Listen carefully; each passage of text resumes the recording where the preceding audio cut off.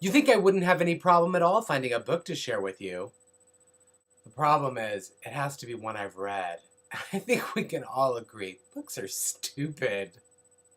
This is 10% luck, 20% skill, 15% concentrated power of will, 5% pleasure, 50% pain, and 100% reason to remember the name. Okay, so I was probably joking with you, as I clearly have a problem with my spending on books. I mean, I'm not gonna lie. This house is full of them. I must have at least 1,000. I don't know how many I have. I haven't really counted them. Yes, I have. I pulled out 2. Oddly enough, neither of them are young adults. Yeah, it doesn't, whatever. I think they're actually both classics in their own way, and so I wanted to share them with you, as you do.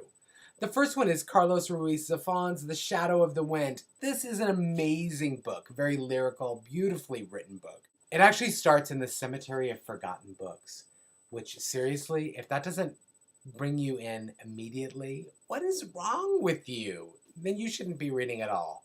In fact, you are banned from reading, if that doesn't draw you in. The Shadow of the Wind is about did you like that? The removal of the glasses, that was for emphasis.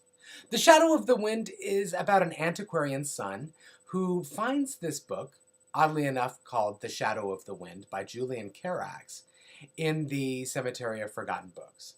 And what he finds is that all of the copies of the book are mysteriously disappearing from pretty much everywhere they ever were. And a mystery ensues, as do sort of noirish historical elements and ghosts, and it's everything. This story has everything in it you could possibly want. It reminds me of The Princess Bride in that aspect, although it's not a funny book. It is beautiful, and I can't imagine anyone, no matter what age, not enjoying it. That's the one.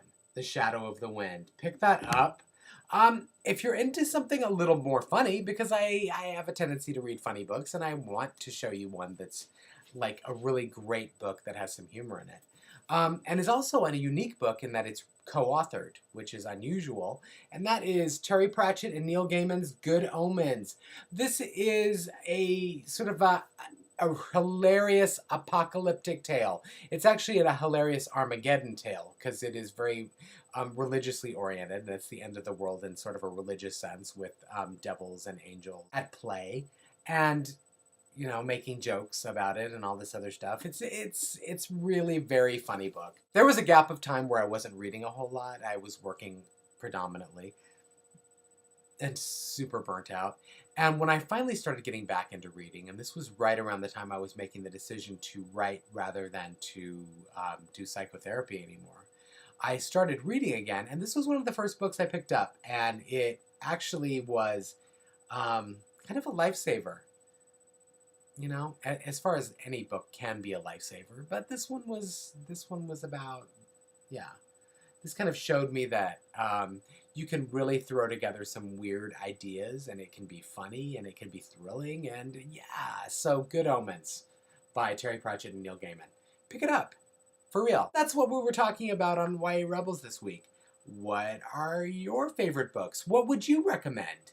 I don't know. I mean, what would you recommend that I probably haven't read yet? If you've watched my videos here on the YA Rebels and not on my personal channel, then you probably don't know that I do a thing called Book Show, and it looks like that. And eventually this link, which will go nowhere by Sunday morning when this is posted, but eventually this link is going to take you to the newest episode of Book Show, and that is going to feature a giveaway. A very special giveaway, actually, of a book that's coming out on this Tuesday. And it's going to be personalized to the winner. It's very exciting. Anyway, so check that out at some point. Check it out. Anyway, that's it.